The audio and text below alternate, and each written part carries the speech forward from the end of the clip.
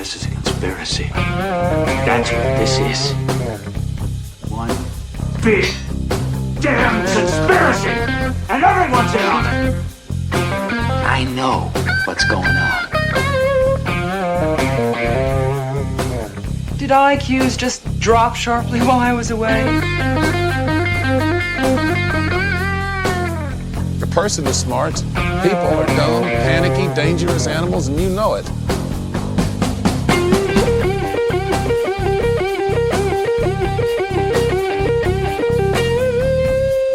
Did you see the memo about this? Just when I think you couldn't possibly be any dumber, you go and do something like this. Don't you see what this means? This is it! This is the beginning of everything! I've been waiting for this all my life! Welcome to episode 67 of your Missing the Point podcast, where we discuss the weird, the wonderful, and the downright bizarre aspects of life, as we have conversations with people from all over the world. Today we have a guest joining us on a very Aussie adventure through the bushlands, scrubs, gullies, otways, rivers, and billabongs. You'll know him as the co-host of the Wicked Planet podcast, but some know him as the fiddling frontman. To others, he's a boomer doomer, a mountain climbing, often rhyming, limerick writing larrikin. He's a wicked warrior of the north. Let us welcome Buckley. What's going on, mate? Nice. That was a good intro. I loved it. I wanted you to feel at home, friend. So, I tried to channel my inner Buckley and have an Aussie take on it. Yeah, no, that was good. That was good. How'd you come up with that? Did you just straight shoot from the hip? A little bit. I did write a little bit down in regards to describing you, but the Australian-esque style on the rivers, streams and stuff, that was very much inspired by you, but with a little Aussie take of the Otways and scrub and whatnot. No, that was good. Thank you. No problem, mate. Not a problem at all. We've been trying to tee this up for a while now, man, with the time zone differences. You're a busy bloke. I'm a little bit heartbroken that you went with the British American, Davey Wavy, the AKA Canadian first, but you know what? That's okay. You want to know the real reason? It's fine. You want to know the real reason why I chose him over you? Why is that? First, it's because his beard is way bigger than yours. Yeah, he doesn't have a mustache, though. He's got the beard to mustache ratio way off. It is long. He is wizard-level beard. I'll give him that. But he needs the mustache. Yeah. If you don't have a chicken wing stuck in your mustache from a week ago, you're not trying hard enough. Davey Wavy's been trying to get me on just as long as you have. Just the timing worked out a little bit better. It's hard. It's hard. He's in Canada. You're in Australia. So it's like trying to figure things out and, family work, all that stuff. For sure, mate. It's certainly a juggle. And for those people who haven't gone out and listened to that episode on Davey Wavy's podcast, give it a listen. It's a great conversation. And today we're, hoping just to sit back and get to know each other a little better, mate. I've been listening to you for quite a few years now. Picked up Wicked Planet podcast during probably the height of COVID down here in Australia. So I've always been listening to your guys' show on and off, catching up where I can. You put out a great podcast with yourself, Ron, and Kirsten, that you seem to have this really good balance of Ron's very much the old school mentality, but he's still in the conspiracy mindset, which is great for the boomer generation.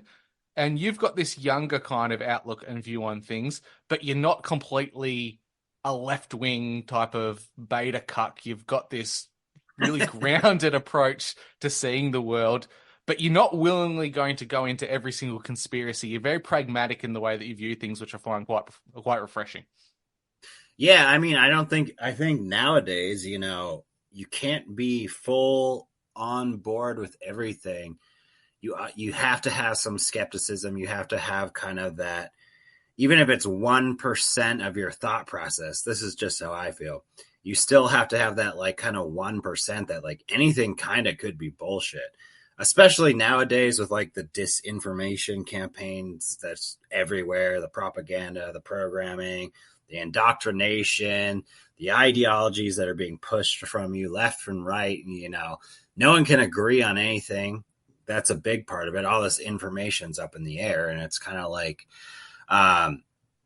well, how do you decipher that? That's always been a big thing of mine. And I honestly think, you know, a big part of that is like, you can't truly ever really believe anything, honestly. Because it's like, if you do, eventually I feel like you're going to just be kind of thwarted, or you're going to be kind of, you know, led astray, or you're going to be led down a place where you end up kind of being like, wait, why the fuck was I 100% on board with this, you know, thought process? And was that actually truly what I believed, or was it something that I just kind of latched onto because, you know, I was looking for an answer? And, you know, I think that, so no matter what you believe or what you're thinking or what you're digesting for information, right, whatever you're processing, no matter even if you really do like that believe it, like there are certain things that I kind of believe for myself to be more true, like the human trafficking stuff that's going on in the world, the Zionist stuff that's kind of going on in the world. You know, I in my body and soul kind of feel like that to be more truthful, but still, you know, you kind of always have to have a little voice in the back of your head that's kind of like, well, wait a second. I know I believe this, and like maybe I'm getting pushed towards this direction, but, you know, is there a counterpart? Is there an opposite side of this? And, you know, I think that you can use this kind of thought process in any like avenue, I feel like, that you go after or you're thinking of or whatever. You get what I'm saying? Kind of. Yeah, I do. There's definitely there's an element of a Dunning-Kruger effect. And if you're not familiar with that, the Dunning-Kruger effect is you think you know everything because you've done the research. Essentially, it stems from academia, in which someone is well-versed in a field, and because of their academic training, they think they know everything on the subject, and they're kind of dogmatically fixed on it. And you do tend to see that within the freedom or truth of community conspiracy groups, that there's people that have their niche and they don't tend to deviate outside their niche, whether it's because they are so well read on it and they think they know everything, or maybe there's a level of comfortability and safety in that space and they're not willing to challenge their own thought processes on things. And right. And to your benefit, having that level of skepticism and being able to think about, what if my viewpoints aren't 100% factual? Do I really know? That's the thing. People take in a belief system when it comes to a lot of these things. It's not so much I know factually this to be true, or I'm 80%, 90%, 100% on this. It becomes a belief system. They believe that it's true without having the benefit of actually knowing. Doesn't matter how much research you do. Most of the time, researchers in our type of communities, we're reliant on second or third hand information. And we're really putting a lot of faith in those people that they've done the due diligence and the right research. It's almost analogy of Chinese whispers in a lot of ways. We're taking third-rate information and applying it to our own context. Yeah, I mean, I think, you know, people don't like, well, wrong and right, I guess, is subjective, more or less, especially when it comes to information. But like, people don't like to, you know, admit when they're wrong. Like, who likes to admit when they're wrong? Honestly. But, you know, nowadays it's like, I feel like there's a campaign alone of just to flood, you know, your phone, your social media, your news, wherever you get that from, to flood it with just disinformation alone, because that's kind of how we get to this sort of informational psychological takeover of like the US or the world. Do you know what I mean? So it's like you flood the system or the algorithm or whatever you want to call it with all this sorts of different types of information, and then nobody knows what the fuck to believe in reality. And you know, I think that's what's happening now, honestly.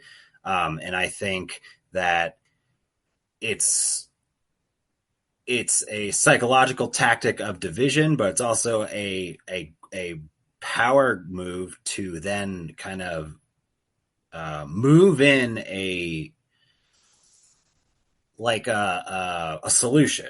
It's kind of like the problem reaction solution, but you know, you flood whether it's America, whether it's Australia, whether it's Canada, whatever it is. And, you flood them with this information or just multiple types of information. They do it with your phone. They do it with the computers. A phone, I think, is one of the most dangerous. It's a very useful tool, but it's also very dangerous because it's a direct line from any media, corporation, elitist that wants to push a narrative directly to your pocket if they really want to. And then so they flood they flood a community, a country with all this information, and you don't know what the fuck to believe. And then eventually, just somewhere down the line, what are they going to do? They're going to usher in some sort of solution for people to grasp onto. Now, what do we think that is? What do you think it is? Well, there's their solution, but I tend to think that they're being quite savvy with the misinformation and what they're doing, because I tend to think that they do half-truths. They'll give you a skerrick of truth in it that makes it almost like a drug, and you want to keep going down those rabbit holes. So the idea of, like, what we see all the time now in our community is doom scrolling. You're constantly scrolling through TikToks or Twitter feeds or Instagram reels, looking at people's content, and it always seems to have that conspiratorial, like, niche, that the thing that draws you in, but it dooms you to a point where you're constantly looking at and not actively looking for the solution. I think that is their solution. If we're constantly looking at the negative side of things and knowing how screwed we are, we're not actually going to look for the solution ourselves to that problem. And that opens the door for them to provide us with a solution later on, which we know is coming in some form or way. Yeah, no. So I just think, like, the solution, what is it going to be? Is it going to be a one world government? Is it going to be, some sort of weird AI thing? Is it, a religious, some sort of disciple coming to power, or like revealing themselves? Who the fuck knows? But I just think it's like right now, and it's part of the divisiveness, the division that I like to talk about all the time, is like the disinformation. It's like, you believe all these things on the left or the right or the liberal or whatever it is, anti-vax and non-anti-vax, Trump, not Trump, whatever it is. And it just causes more of the chaos. It causes more of the stir. It causes people just to be, not united and basically just, constantly fighting against each other. And eventually that's just going to lead to like, what I like to call is like the chaos control. Like that is what, if we talk about the elites, which you talk about the elites, right? You know about the elites. We talk about the chaos control, which is just to do that. It looks chaotic, but in reality, the undertows, the underlines are, this weird control that they get through the chaos. And that's why you are constantly seeing, the new thing to be worried about of the week or of the day, or it's Trump or it's Biden or it's Pelosi or it's this or it's that, or it's even smaller like niches on the internet, like celebratorial, like, oh, this celebrity did this, here's a story. It's all, I think it's all this giant algorithm. Some believe it's like an AI satanic sort of machine beast, right? Super conspiracy base. And some people think it's just like elites, trying to augment their marketing of social media. And, I think it's honestly, I think it's kind of like a soul sucker. Like all this shit that we see on a daily basis is to kind of like just suck your soul. Like if you're on the internet, right, worrying about LGBTQ shit, BLM shit, Donald Trump, vaccines, lockdowns, this and that, then you're not doing something for yourself, right? You're not feeding your soul through a practice of something physical, creative. You're not feeding your soul through something that's, a project you're working on or just work itself. You're not spending time with your kids. You're not spending time with your family, your friends, this and that. So I think a lot of it is to create like a psychosis of sort of mental illness with manipulation, programming to control people. But also it's like it's a machine that just sucks your soul. essentially. It takes your energy. And then it also eventually, I think it's going to lead to like sort of, it's going to propagate a collapse in society, whether it's, more of the realistic, not so much infrastructure, which I do think that is happening in some bigger places like California or New York City. Like you see like a lot of this kind of infrastructure, homeless people all over the streets. But I think in morality as well. Like I think that a lot of what you see in pop culture and the social media is it's really heavily negatively affecting the morality of just like society as a whole. And that's why you get people focused heavily on like just the worst shit. Like the worst shit. Like what, like if you look around and you look at it's just like pop culture or just what people are interested in, like materialism, like trying to get a shit ton of money, trying to like, level up in their corporate gig or like all this shit. And it's like, I mean, that's good, but it's all stuff that is feeding the system that is given to us by the elites. Do you know what I mean? We've got that. It's not. Yeah, what you're talking about is you've got those real world distractions. It's like the bread and circuses kind of analogy. We've got all these tangible things through consumerism, through entertainment, all this stuff that kind of keeps us dumb and docile. But I want to go back to a point you made about the whole idea of like the divisions and the micro fracturings of groups. Like you look at, say, the Q movement, you look at, say, libertarianism or conservatism, any of those groups, we all have a common goal, but we hate each other or we argue and we infight about the smallest possible things. For the most part, we all agree on a lot. We agree on like 98% of everything we talk about. What we disagree on is who's the person in control, who's manipulating it. For some people, it's a satanic pedophile elite cabal that are pulling the strings. To other people, it's literally Satan. To some people, it's just the absolute worst humans that have ever existed through intelligence apparatus and military-industrial complex. If we're only arguing about who the puppeteer is, why don't we focus on taking out the puppets first and dismantling the system that they're using and collectively come together? This is a thing that's always baffled me. We agree on who the foot soldiers are, the door greeters at Walmart, the Klaus Schwabs of the world. We know who they are. Why are we still fighting over the person who's manipulating the strings when we could clean the slate of the foot soldiers? We can get rid of the pawns, and then we can see visibly who really is. And if we do get rid of those pawns off the chessboard, we'd see more clearly and we'd probably come to a full conclusion as to who's really running the show. But we're too busy infighting and being distracted by the real world, air quotes, necessities of sitting on the couch and watching television each night.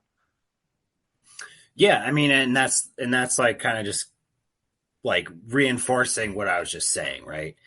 Like all that shit I was just talking about is, again, it's everything that I was talking about, but it's also a giant distraction to keep you from realizing the tiptoe to tyranny that has been going on for before I was fucking born, before you were born. And then as well as like so you never actually have time to figure out what the fuck is going on. Like I get it. We have like the DuPonts and the Rothschilds and the Rockefellers, but it's like, are they even really the people running the show? Like, are they the people, the elites that are actually in control? Some say yes, some say no. And maybe it doesn't really actually matter, but I mean, I'm sure there's rich, old oil money families, old corporate families that have this old ass money that we probably don't even know of. That we probably don't even really know their names. They're actually running the show. Behind the scenes, and like all these people that are actually in the limelight are just, furthermore distractions. I don't know. I think something also too, especially that kind of delves into our genre of like the conspiracy stuff, I guess, is like when we talk about that disinformation, like how much of that is flooding into the conspiracy world. Do you know what I mean? Because it was kind of like out of nowhere. There was a big boom of like the conspiracy theories were now sort of becoming mainstream. which I think is like, it's good and it's bad because you don't know how much of that information or stuff that's being propagated is a psyop or is actually truth or is just like another rabbit hole. I mean, you know, there's some people that I talked to that think like a lot of the stuff outside of the Zionism that's in the conspiracy world is just in that it's like a giant psyop. It's all just shit to point you away from Zionism and Zionists and stuff, controlling everything, which, you know, I don't know. What do you think about that? Well, it's a strange thing because it's become trendy, and I think COVID really made people look into things, and they went down rabbit holes and started to question the reality in which they live in, which was great. But to your point, it's a double-edged sword because now we've got people who are either intentionally cashing in and riding the algorithm for clicks and likes and follows and subscriptions. And then we've got the very real possibility that there's purposeful disinformation agents hired by, say, the deep state or intelligence to either discredit truth of movements or to sow seeds of weeds amongst the truth, like the weeds in amongst the rose bed.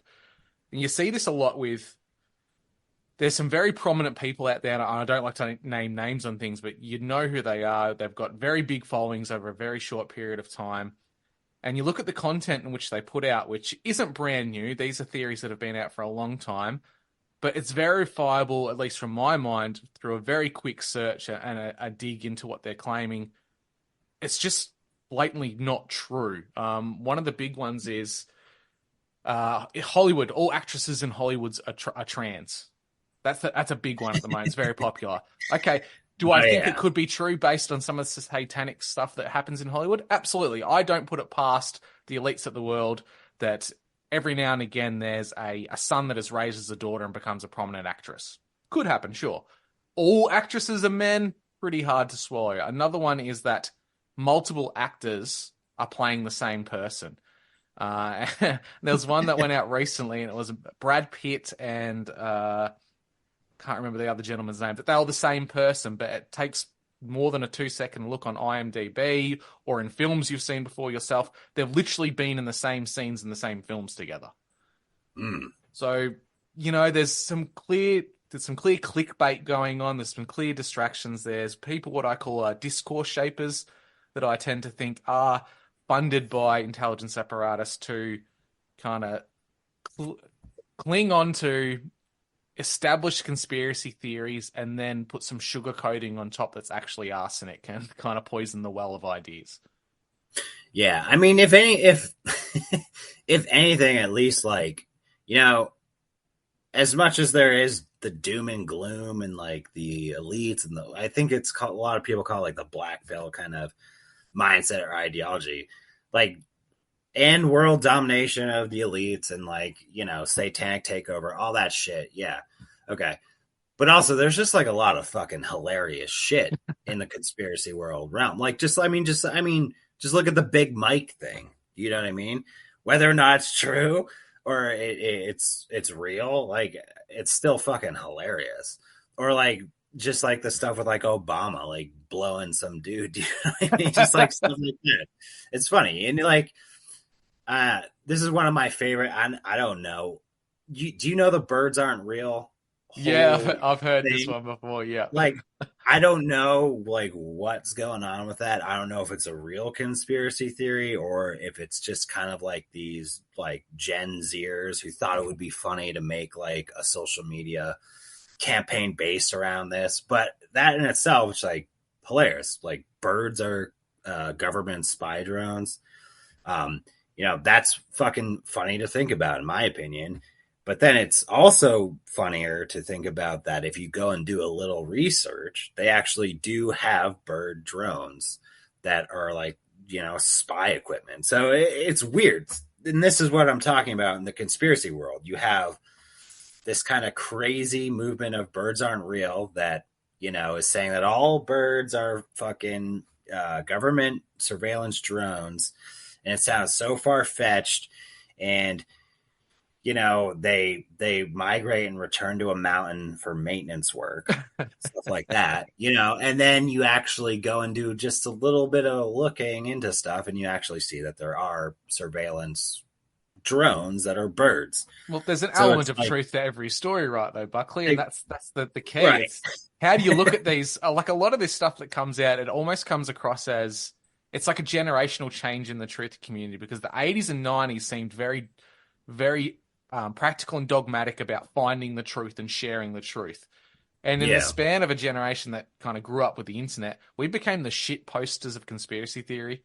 So that's why you see these ones like birds aren't real. Australia's not a real place, apparently. That's another one that went off for a while.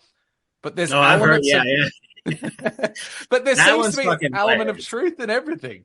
And I think if you find the truth, you find the diamond amongst the coal in these analogies. It's a good thing. And it's, you know what? It's great to have a laugh with conspiracy theory, because I think that's what kind of got people into it in the first place. At least for me, getting into conspiracy theory was all about cryptids, Bigfoot, Loch Ness Monster, then aliens. It was enjoyable, it was entertaining. And then you do get down that black pill path. And it's important to remember that there's two types of conspiracy theory you can go through. There's self-sufficiency conspiracies about, you know, making sure you're eating that's nutritious, viable food, taking care of your environment, being a more pragmatic person, and choosing what to believe versus what they give you.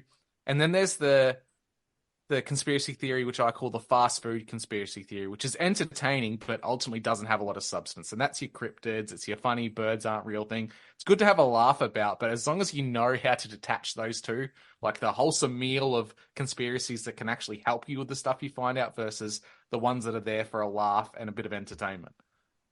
Yeah, but what do you think about Big Mike? That could be a guy. The shoulders on it are just too big. That's the thing. It's like thing. You say something like that, which sounds extremely far-fetched, and it's like crazy. But then also when they start talking about like, oh, there's no pictures of her with her kids, or like, oh, there's this weird picture where it like looks like she has a massive schlong, or like her ripped, jacked ass shoulders. So then you're like, huh? Oh, and they're kids that look exactly like their friends. Like, right? Yeah, just stuff like that. I don't know. I mean, with that being said, like, I don't know, there's like flat Earth to me is like, you know, I don't know. I'm never going to go up in space. Like I'm never going to be an astronaut. So it's like, I'll never have the actual perspective of whether the Earth is flat or round. I guess maybe ultimately it doesn't really matter to me. It would matter, you know, if they were lying and hiding resources and land and stuff like that and other species of beings, I guess, you know, that would matter. But ultimately, I guess it doesn't. I think there would be lies there if you know, when you look at like all the fake moon landing shit and like all the fake space videos and or the weird nuances that look fake, or like, you know, strings or in certain space videos, like, okay, like, I guess it doesn't really matter ultimately. You know, reptilians, it's like, what am I supposed to do with that? Like, okay, maybe, like, unless I see a reptilian, you know, shapeshift in front of me, then it's all just hearsay. But that being said, with all this crazy kind of ridiculous shit, right, there's a lot of shit about COVID and the whole lockdowns and the vaccines, and that kind of weird sort of worldly, like, international control that happened, where you see that format of the masks, the vaccines, the businesses shutting down, the social distancing spread across the world.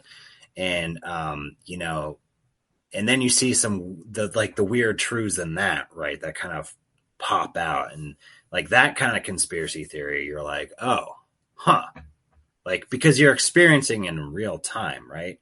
And then so you can kind of put bullshit to reality, which, okay, that's kind of a conspiracy theory that starts to line up. 9/11 is another one, right?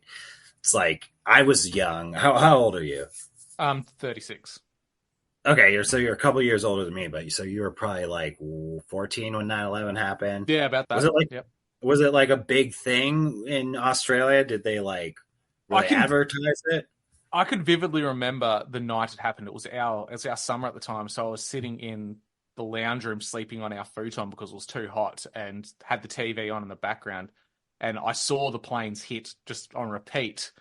And my father was out hunting on a weekend away, and my mum literally thought we're at the start of World War III with that event. Oh, So wow. Shit. and radio talk about it, like people saying we just need to nuke the Middle East without people actually knowing who had done it yet, which I found very odd now looking back and the beauty of hindsight. But it was definitely like it was trauma-based mind control for our generation at that point. More so for Americans, I think, because it was literally on your front doorstep. It was in your homeland. Yeah. But it was a big wake-up call for the West as to what they could achieve for future decades and plans. And we kind of see it now as that was a big plan by the military-industrial complex to justify incursions into Middle Eastern nations and, you know, a multi-decade long war on terror. It did its job. Right. It traumatized us, switched our thinking for a long enough bit of time that policies and governments could push things. And to go back to what you said about, you know, what does flat Earth being flat or not flat actually do for me? It doesn't. A lot of these bigger, broader conspiracies doesn't directly impact you in the home, whereas COVID and 9/11 did. COVID impacted everyone. Exactly, and that's kind of what I'm getting at. And so it's like you have 9/11 and COVID, and so these are like kind of the conspiracy side of things where it's like, well, this stuff it happened in my lifetime. I kind of experienced it, and, you know, I can kind of see the bullshit or the truth in it when people bring up sort of different nuances or perspectives or points about either one of those cases, right? And that's why I think things like that, like historical events, right, or history itself, is where I feel like a lot of the conspiracy side of things, if you have that kind of mindset, should focus more on for truth, because I think you're going to find more truth if you dig into like that kind of stuff versus like Sasquatch or like, you know, reptilians or flat earth or hollow earth. I mean, maybe you'll find some stuff, maybe you won't, I don't know. But like, and this is like, I know this is it's kind of a hot topic, but it's also kind of a topic that people don't like to talk about. But like the whole Holocaust thing, and we don't have to go deep on this. I don't know if you like talking about this or don't like talking about That's okay. Go for it, mate. That's fine. It's your show. So if you like, right. Okay. But like, so we take something like 9/11 and we take something like COVID, right? That happened in our lifetime. And we're kind of really starting to see like all the bullshit that was pushed in that stuff, right? And then we kind of start to think about like, oh, the Holocaust, right? And then we look at that and we think, well, like if they're doing all this bullshit and lies and manipulation during COVID, which we lived through, well, what might they be doing in a period of time that we weren't alive and we didn't experience?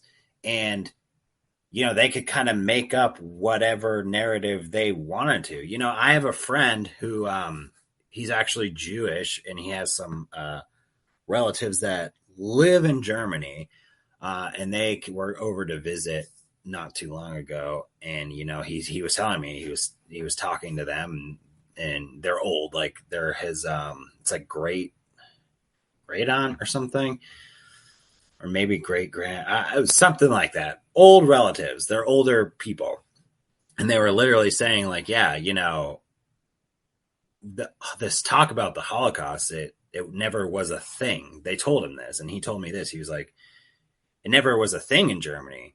Like it was never like a subject, and then all of a sudden, just like, I think it was like in the 50s or something, it just kind of like popped up and was like, it was now like a thing that like was horrible and a big social historical event of atrocity, which, you know, I don't know. Neither one of us was alive back then, but I just think it's like, Yeah, I think the Holocaust is going to be a conversation that is going to be coming soon. In And probably. it's ironic, Buckley, because it's a conversation you can't have in many Western countries legally. You can't question it or face, unless you can, but you'll face jail time over it. Canada, Right. Germany, Australia has a lot of these laws in place. Right. The most depressing thing is that, like you said, it kind of just sprung up like within the 50s and started to be pushed within academia, throughout historical circles. But we're disconnected from the generation who actually lived and experienced those times. A lot of that wartime generation are gone, and we're reliant on the children who were raised in that system and educated that the Holocaust happened in the way that they said. Do I think that Jewish people were arrested and targeted? Yeah, sure. I think there's enough anecdotal historical evidence for that to be true. Are the details around 100% factual? I don't believe so. There's enough there that warrants questioning in a conversation, but then you have to ask, why are we not allowed to question aspects of it, discuss it? One of the biggest red flags for certain details around it are the ideas that Nazis made lampshades and soaps out of Jews. Right. Well, there's a lot of stuff like that. There's a lot. This is an historical error, and the greatest interview is a man challenged it, and it was in the 70s on US television. It was a talk show, and he said it didn't happen. It's a lie. And then the Jewish historian said it's not a lie. It was a mistake. Well, that mistake is still being taught in universities across the West right now. If you know it's a mistake, should it not be removed by now? Right. So there's a lot of little things like that, inaccuracies that are just technological inaccuracies of things that like couldn't really even exist, like bone incinerating technology that like could not have existed back then. Yeah. Could a baker have baked that many cupcakes in the space of that time? That's the great little analogy I see. Right. 6 million cupcakes in a span of 5 years, right? Or something like that. Yeah. And if you actually do the math of how many cupcakes need to be baked, it's like an insane amount per day or something like that. It's like, okay, come on. So, I'm not going to sit here and say like I'm a Holocaust denier, whatever, because I'm not, because I don't know. I didn't live then. All I know is like pretty much what other people know and what they were kind of taught. But looking at the history of manipulation and lies historically, especially in events that are in my lifetime, and the flat out blatant lies that have or have not happened, and then you look at stuff like that, you have to kind of be like, like what the fuck? And if it is this major historical attempted ethnocide of an entire people, it's something we should remember and talk about. But when you see what could be considered now in hindsight deliberate misinformation, some of the most famous Holocaust photos are actually photos from within Russian gulags from the USSR that have been used as this was Germany or this was Poland. No, it actually wasn't. And they're still being put out in papers. If it's so important to the collective memory of humanity not to repeat these horrible atrocities again, we need to make sure what we're looking at is truthful, which is quite ironic in the current conversation of digital media and truth sharing at the moment. The governments of the world, the digital platform providers and owners, they're very big about misinformation and disinformation. They will quickly flag or label yours as disinformation or lacking accuracy when some of the greatest historical events lack accuracy and misinformation. So we now live in this time where the genie's out of the bottle. We've gone through 9/11. We've gone through the war on terror. We've gone through COVID. We're at this time where people are sharing information, discussing things.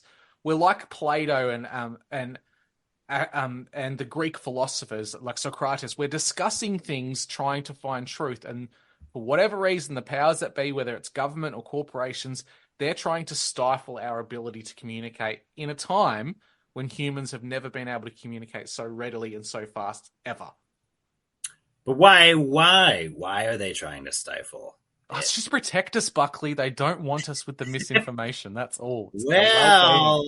When you look at like, a lot of these people that are running the corporations or they're in high positions of the Biden administration or BlackRock or Pfizer, or you could find video. Well, you probably can't because probably a lot of them got removed. But you can find videos of people listing whole lists, all these people, high levels of corporations, government, and guess what?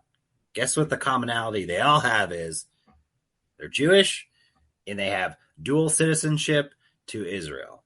So now we're kind of looking at like, well, and sometimes World Economic Forum connections to some degree. Like that's like their version of university. If they've been in the World Economic Forum. Yeah. I mean, if you're Jewish and if you're a high elite Jew, you're probably connected to the Economic Forum in some way or another. Maybe I'm just being, I don't know. Maybe I'm just a crazy conspiracy theorist, but I do think that,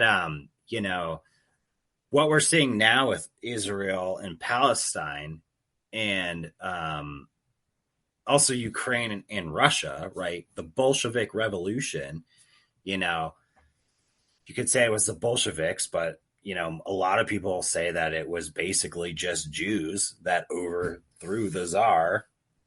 And then now you're kind of seeing this sort of backlash, and that's why we kind of get this territory claim of, Russia and Ukraine. And then also now we see Palestine and Israel.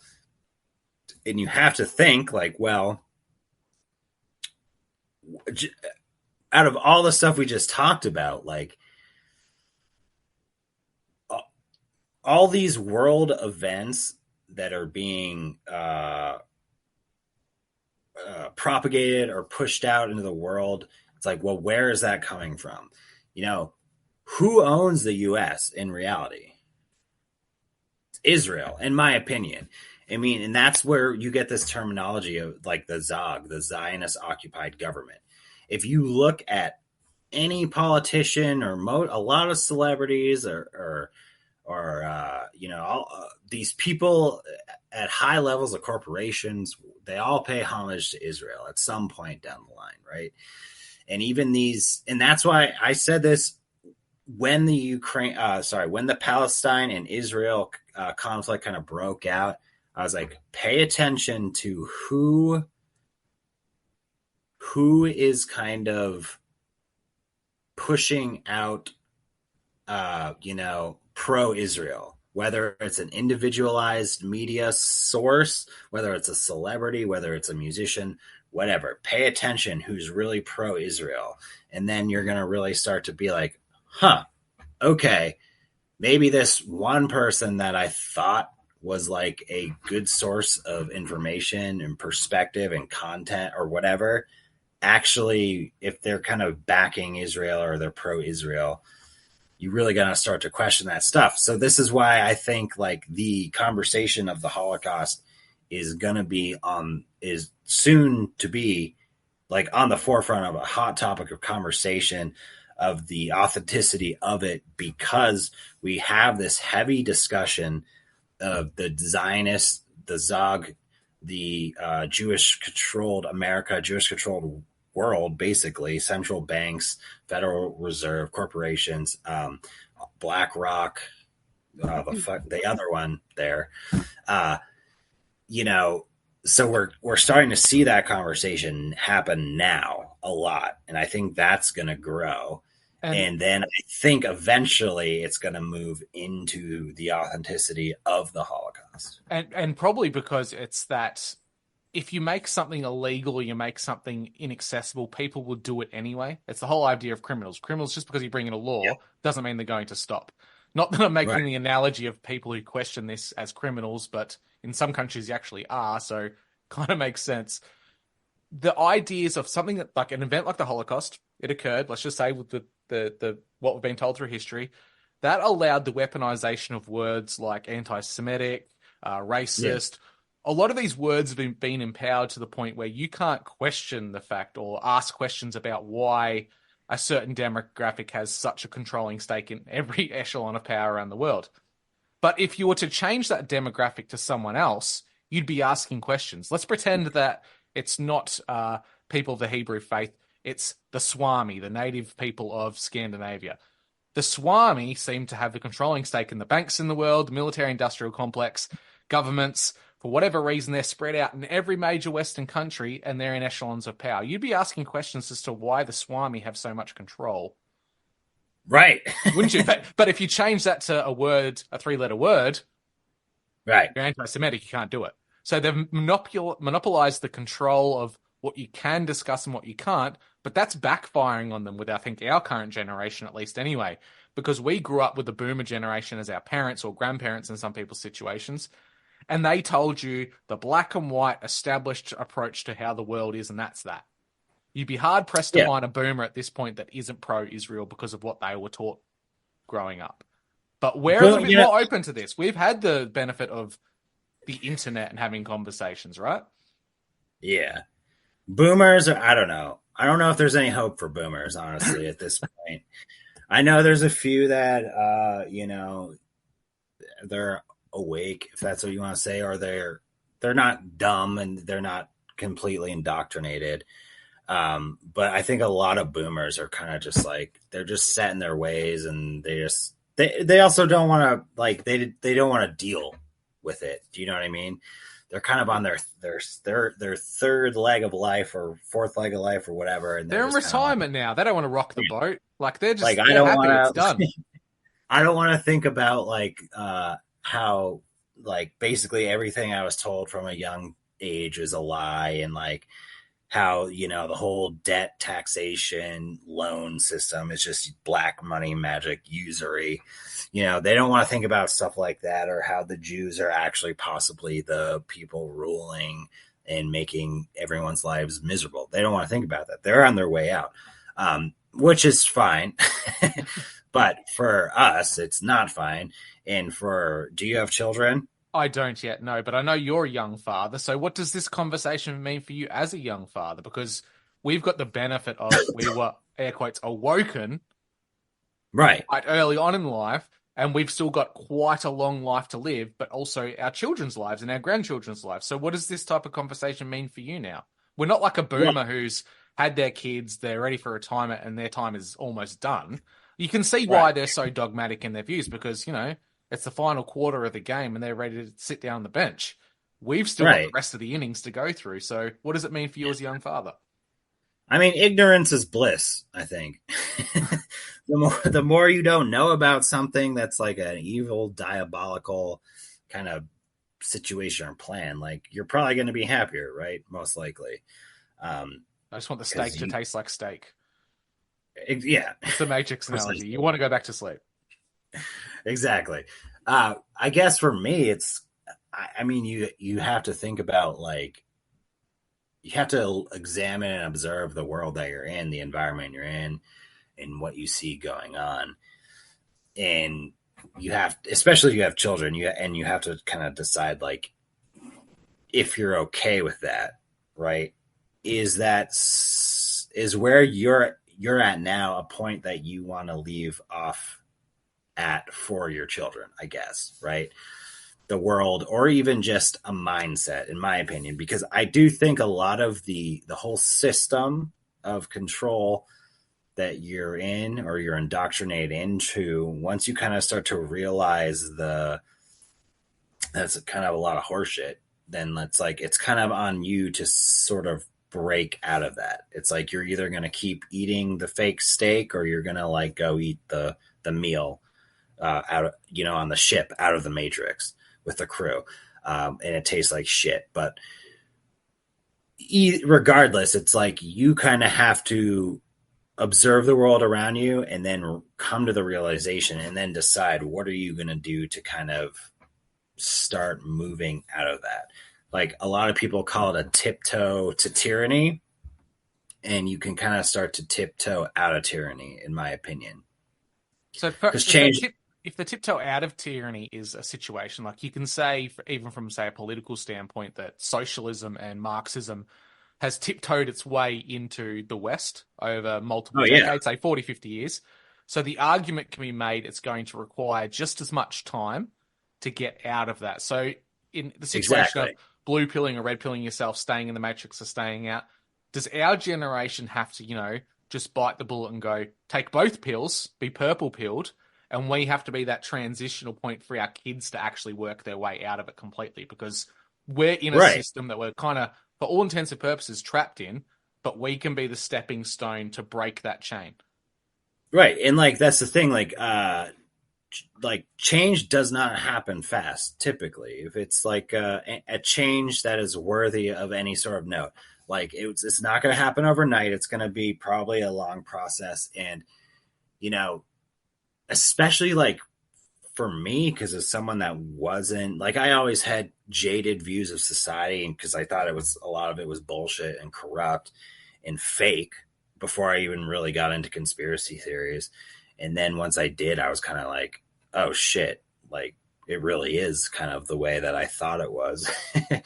But so it's like, you have to start to change your mindset first, of how you're going to kind of slowly start to make small steps or changes in your life to kind of work your way out of the system and just the thinking alone. Because the thinking alone, if you're heavily indoctrinated into an ideology like being a Democrat or like super woke or whatever, even just changing your mindset to get out of that is like this whole kind of mental battle. It's like you have to really fight your own thought process to break out of that. And while you're doing that, you're kind of in a weird state of like limbo, where you kind of like feel like almost like reality is like sort of fake but real. It's strange. I really experienced that when I was kind of breaking out of the normal thought process of like the Matrix, and like when I started learning about the human trafficking and stuff like that, and just like the corruption of the government and the elites. Like it really was like a huge mental battle. Like you're trying to fight like you're this old version of your thoughts and like try to get over it. And you know, it's even worse if you're around people that like don't have any idea of what you're thinking. Like if you're around people that are completely stuck in that old like programmed Matrix style of thinking, like it's so bad because you don't know where to turn to. You like, can't talk to I'm thinking all this crazy stuff. Oh, sorry. What's up? You're right. I did, yes. Okay. Good night. Say, and that's why you're doing it, Buckley. All right, good night. What'd you say? I said, and that's why you're doing it. Exactly. So like I was saying, it's like this old style, like if you're around those people, that and it's even hard because then you just look crazy. Like, right. If you have all these friends that are like, and I've kind of experienced this where it's like, they're in that old style thinking and you're kind of breaking out of that Matrix thinking, you kind of feel like you're crazy. You're like, oh shit. But then you find someone that's like thinks like you or like has kind of the same thought process, and you're like, oh, maybe I'm not so insane. One more second. Hold on. Yes. What? Who are you calling? This is Drew. He's from Australia. Hi. Hello. Hi, nice to meet you. It's nice to see you. Hi. Do you know anything about Australia? Have you seen a kangaroo before? No. No. Oh, wow. You should look up what kangaroos are. I've seen a deer before. Oh, me too. We've got deer here as well. I've seen a kangaroo too. Oh, wow. I don't know that. Mirabelle, know what shows in Australia? What show? Bluey. Yes, I was going to say you must love Bluey. Yeah. Everyone loves Bluey at the moment. Yes, you can go. Good night. All right. Go to bed. Well, Buckley, that couldn't have been a better timing for why you have to look at the positive side of things. You have skin in the game now. You've got the next generation. You've got a wife. You've got a kid. It's hard to I think you're talking about like the Stepford wife analogy, people who are still very much in the Matrix. You can't talk to them. But at the same time, it's very hard to speak to people who are completely black-pilled on these topics because they'll come at it from the approach. Yeah. The boiling the pot analogy, the frog's been in the pot, it's boiled so slowly we didn't realize. I think they're of the mindset, and it makes sense that at what point is it too far gone? Because their argument would be that once a frog's boiled, you can't turn the stove down and wait for it to cool down. The frog's going to jump out. Once a frog's boiled, it's boiled. So I think they're very much in the mindset of we can't wait around a decade, 2 decades, 3 decades to try and fix these problems. It has to be solved now. The downside of that is a lot of people, I think, in our community do tend to come from more conservative-based backgrounds. And naturally so, we don't want to go out and harm or hurt people. We care about our fellow community. We care about the average person who may not be awake to this. Whereas the solution base for black people is it's an unavoidable, very violent change that has to happen very quickly for them. It's like the French Revolution storming the Bastille and knocking it down. Whereas for us, because you've got skin in the game and we've got family members we love, we don't want to see them go through hardship. So we want that incremental change for them. And seeing your child just then, that is beautiful because you do have that skin in the game and you've got something worth fighting for.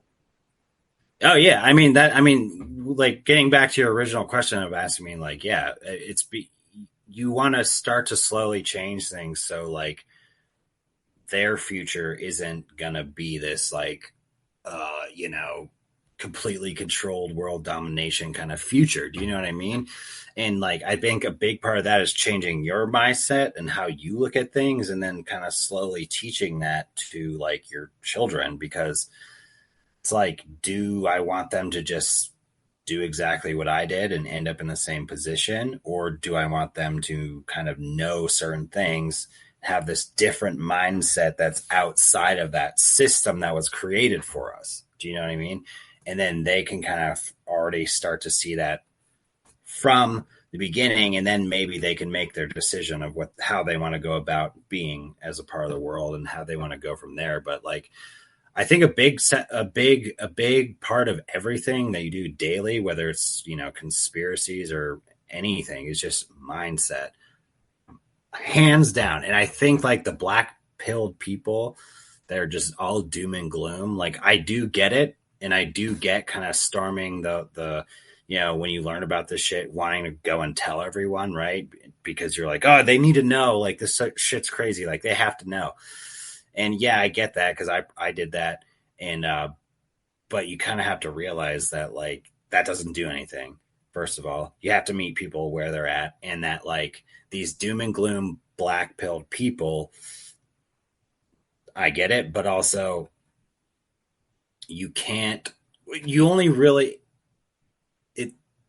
stuff is only really lost if everyone just gives up completely. That's like kind of it's kind of cliche, but it's kind of like that saying of like, you only actually really fail if you give up type of thing. Do you know what I mean? And as cliche and kind of as that sounds, it's kind of true though, right? Like if you don't ever stop being hopeful, or you don't ever actually give up, then there's always at least a glimmer of hope. And that's all you actually really need. I think it could just be a small sliver, because if any one person, it could just be one person holds on to like a small sliver of just like light or hope in any setting, any regards. You never know who is going to interact with that person, and then they're going to have like a small sliver of hope because that person had it. So it's like, I just think it's like the doom and gloom is fine, but just like, don't ever give up hope, no matter how bad the situation is. What do you think about that? I think the doom and gloom is a necessity. People will say that I was red pilled, and then you can very quickly become black pilled. But I think it's an important transition you need to go through to truly appreciate and understand the level of the reality in which we live in and how bad things really are. But the most important thing is to pull yourself out of that. And a lot of people say it's white pilling, but I think white pilling often has the connotation of hopium attached to it, where you kind of have to straddle both. You have to be grey pilled in a lot of ways. You have to understand the severity of the problems and the challenges we face, but at the same time, without being completely stuck in a victimhood mentality of giving up, you have to start putting practical things in place and have that positive approach to it. Okay, this is the current situation I'm in. What can I do right now to help myself and my family? And I think the conversations that both you, Ron, Kirsten, Anonymous Sean have, those are important. It's not just for yourselves, but when you're discussing these things, people all over the world are able to hear that perspective. And that might be a person who's just become black-pilled and sees no way out. Yeah. It's a very dark, depressing place to be in. So what are some of those, what's one like really tangible, practical thing that you can do that you've done yourself that's a positive thing knowing all this information? Me, honestly, it's just the biggest thing I think was just kind of focusing on my mindset and becoming more removed from like the matrix, the kind of corporate side of the world, like focusing a lot more on health, exercise, like stop smoking, try to eat less processed foods, exercise more, less screen time. I mean, you'll be amazed how much less screen time, even if it's just like, I don't know, but just reduce it in any amount will help you. Just getting outside, learning, like working with your hands, like doing physical labor, like life has become like so sedentary for so many people. You know what I mean? It's just like lots of people, they get up, they go to their office job, and then they work 8 hours at an office, and they come home, and then maybe they exercise for an hour, maybe they don't, and then maybe they watch TV for the rest of the night or something, or maybe they do some chores around the house, whatever. But like I in my opinion, I don't think people are meant to be that sedentary at all. Like, I think the more active you are, the happier you're going to be. The better you eat, the happier you're going to be. The more that you spend like interacting with people, like learning how to use tools or build stuff or landscape or work on cars or whatever it is, you're probably going to be happier than if just sitting at a computer for 9 hours a day or like coding unless you really like that stuff. I don't know. Everyone's different, but I think like pulling yourself out of that and just kind of like reconnecting with nature, reconnecting with food, reconnecting with your health, learning how your body functions better, learning how your mind functions better, like really be reflective of your thought processes. Like if you, everyone does this, like the negative thinking, right? Everyone has negative thoughts, and like sometimes those negative thoughts alone, if you just keep thinking them, or even if you have problems, right? You're constantly dwelling on your problems, like you're just going to be a negative probably person and problematic person. But if you can start to like slowly just even, switch one of those negative thoughts with a positive thought, right? And then you can do that 2 more times, then you can do that 3 more times, and then you can start to do it for a majority of the day. Or maybe you just recognize alone that you're having negative thoughts, and you can switch it with a positive thought. Then that in itself, if you're thinking more positive, you're going to be more positive. You're going to do more positive things. You're going to have like a better outlook on life.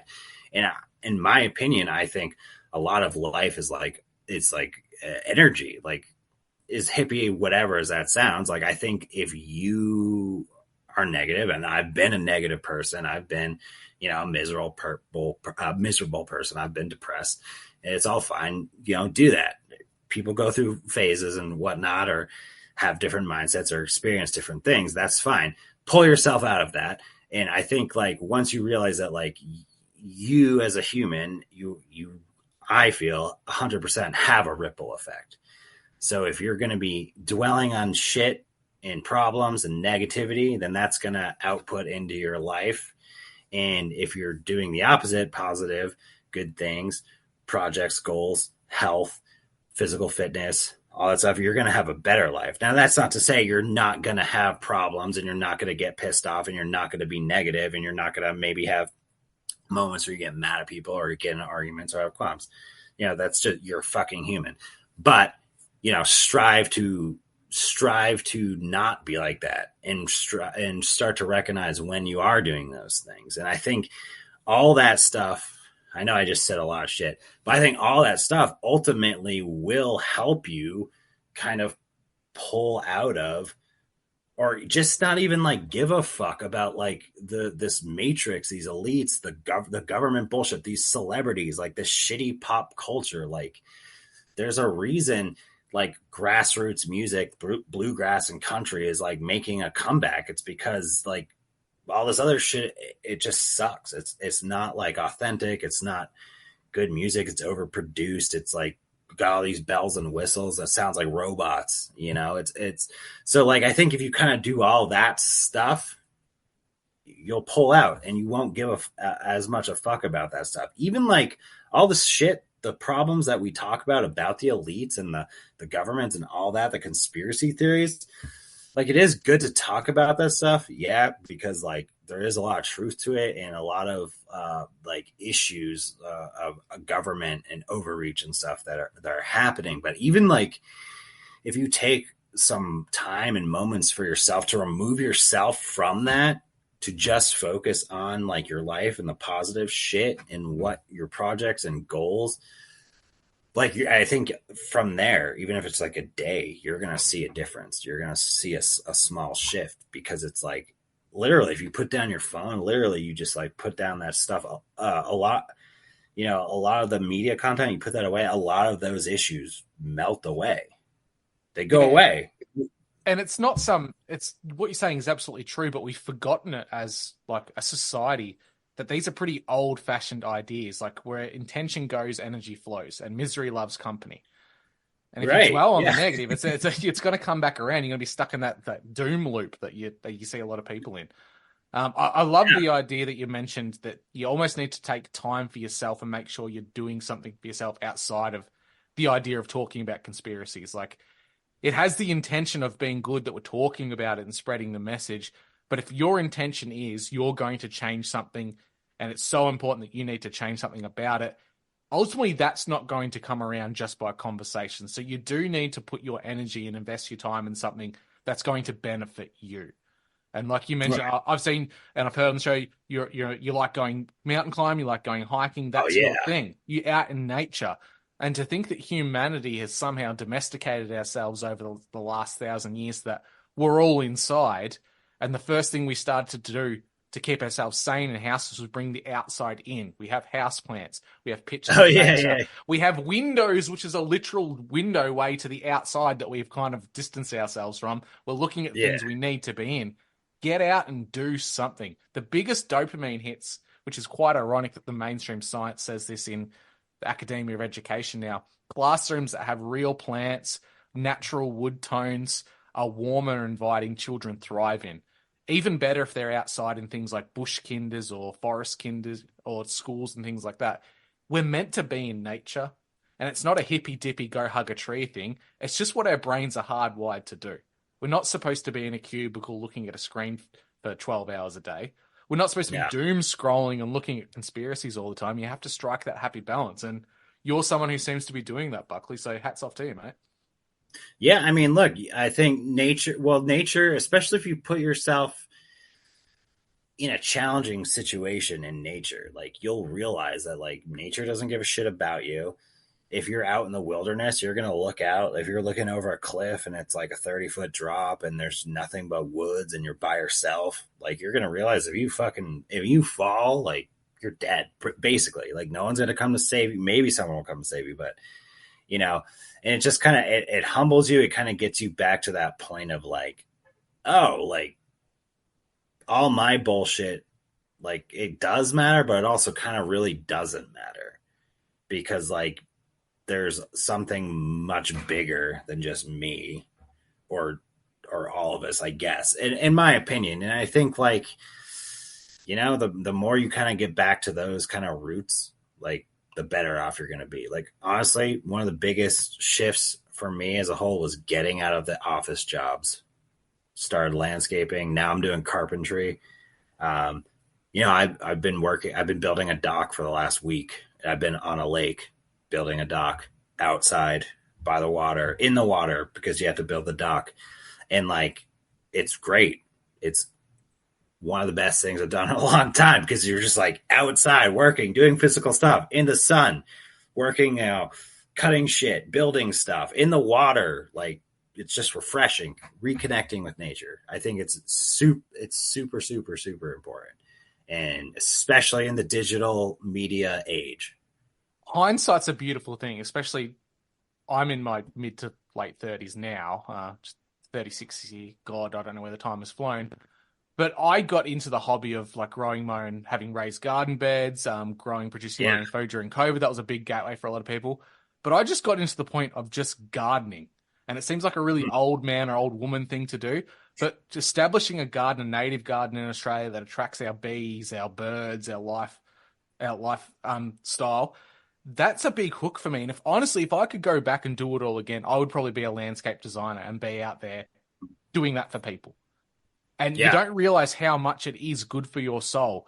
On the weekend, mowing the lawns, pulling weeds out, clipping trees to make sure they grow in the right way for the following spring. That gives me a greater dopamine hit and gives me a greater appreciation for life than I used to have being a young guy in my 20s going out every weekend and having beers with the boys.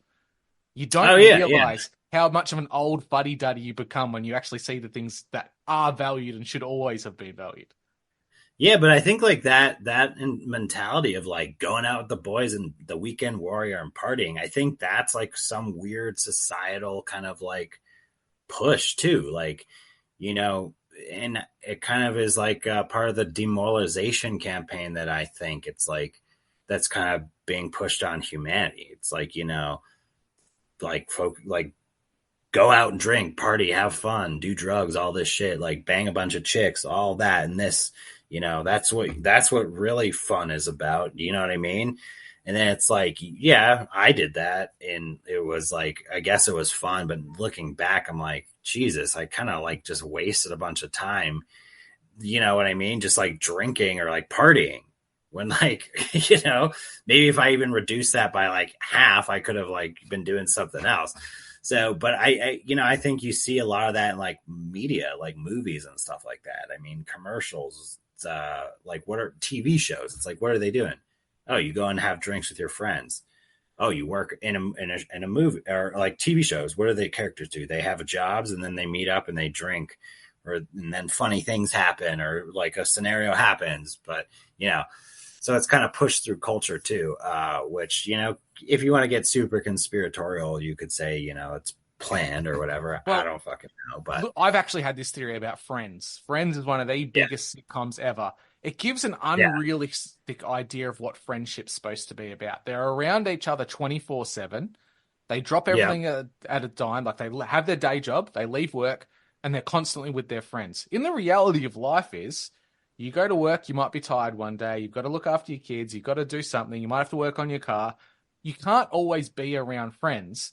And it's more important to have a friend that, and I use this analogy all the time, it's one of my best mates. We might only ever see each other every 3 months, but as soon as we see each other, we pick up where we left off, and it's like we've never been separated. That's a true friend. If you have to have a friend that's there and is so needy 24/7, is that really a friend, or is that someone leeching on your life?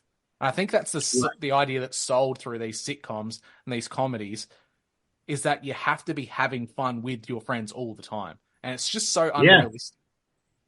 Yeah, I think I agree with that, because I think when I was younger, I was kind of like that. You know what I mean? It was like you always wanted to be with this group of friends. You know what I mean? Because that's kind of what you thought life was like. And then you kind of grow out of it, and then you kind of start to, well, some people don't. You know, some people don't grow out of that. And then, you know, they're kind of like trapped in this weird limbo of like wanting to do that, but then other people have moved on. So now they're just kind of stuck in this weird phase. But I think that, you know, I think you make a solid point, because you see that in like the show How I Met Your Mother, Friends, there's plenty of New Girl, all these different shows. It's like, and that could be another dynamic of kind of like destroying the nuclear family or whatever, or just like kind of, you know, pushing, you know, people away from wanting to start families, and to kind of be this like, you know, more independent or cohesive with like people or friends. And look at the age brackets of these people, Buckley. In a lot of these shows, the age brackets 20s, from their 20s, right? And Yeah, 20. that decade of your 20s into your 30s, and some people now even 30s to their 40s are still living like that. Those are the prime years in which you really should be having a family. And I think we see that in a lot of women later on in life. Unfortunately, there is a clock on women's ability to be fertile. Men can go much longer, but women have a very narrow window, especially in this day and age. Yeah, I mean, I think I think it's funny because the push for like the feminist movement, which is obviously it was like created by the Rockefellers, like funded by the Rockefellers or whatever. You know, you see this whole shift of like the women becoming career orientated, you know, focused on like materialism, you know, oh, hey, Mirabelle. And then like, you know, coming like these boss bitches or whatever, you know, not like being like the homely women or like raising children. There's like more of a push of like, oh, like, you know, you have to be with a guy who's 6'1" and makes 6 figures and, you know, has all this good shit. And if like you don't have a Gucci bag, then you're not shit. If you don't have all this stuff, then you're not shit. But in reality, it's like, well, if you die at whatever age and you have no children, like who's going to be there on your deathbed? Like a bunch of random dudes you banged at a club or a party, or like, do you know what I mean? Or a bunch of like nice pairs of shoes or nice pairs of earrings that you bought or something. Do you know what I mean? Yeah. So how many I feel earthly like possessions can be buried with? How many Gucci bags going to fit in that casket? Right. So I just feel like, I don't know. It's a weird push. And you know, and you clearly, that clearly aligned with like the kind of feminist upbringing or the feminist movement that was created. Like, you know, you kind of see that shift. And I don't know. I mean, I don't think men have it as easy either. Do you know what I mean?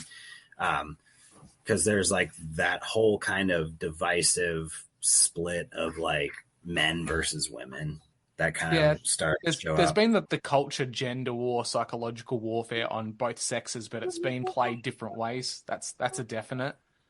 I can see you've got the family behind you, mate, so I don't want to hold you up too much longer. You've got your priorities there, and that's what where you need to be. Can you just grab her and take her? Okay. We'll finish up the show. That's okay. Yeah. Hold on. Can you just grab her and take her? Trying. Come here. Just grab her. Okay. Come here. Daddy's doing a podcast, okay, and that means he's on the air, so we gotta go so that we're not interrupting. Come on. All right, I'm gonna help your body.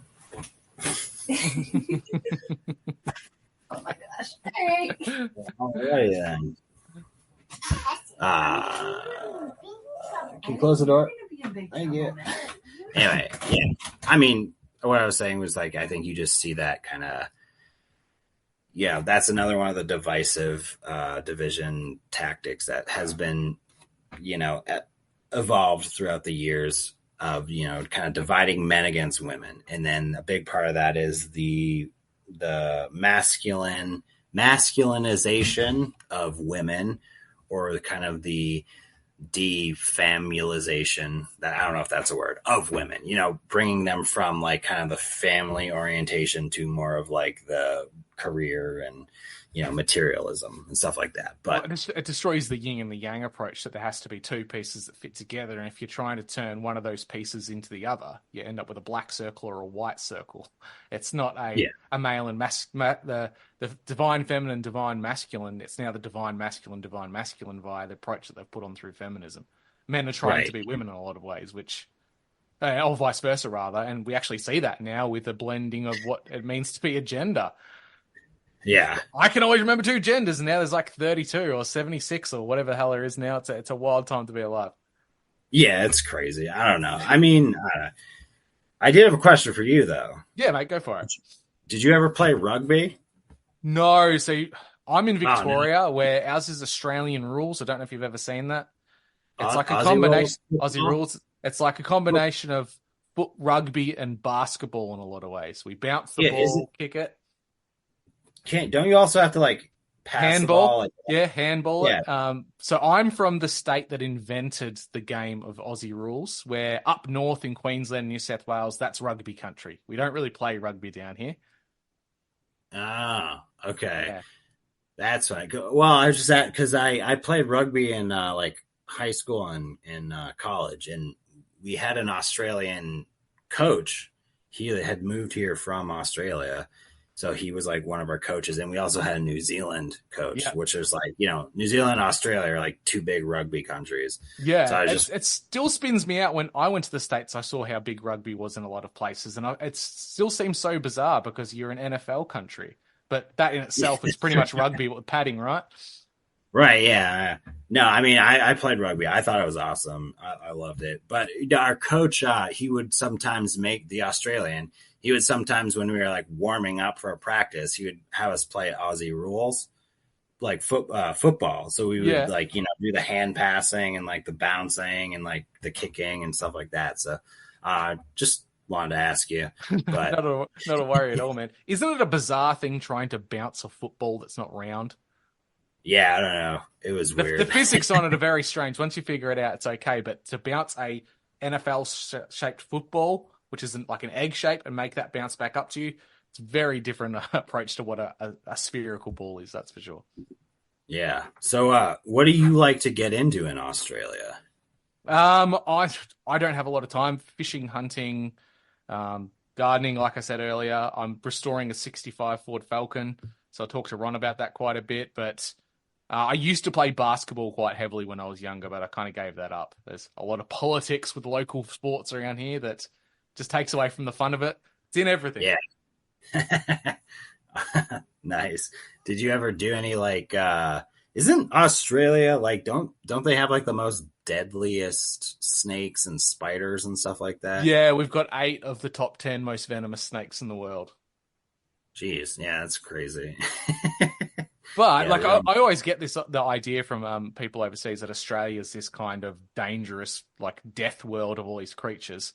We do have some venomous and poisonous things down here, no doubt. We've got a lot of desert and whatnot. But I can't imagine living in North America and going in the woods and having to wonder about a mountain lion or a black bear or a grizzly or a wolf.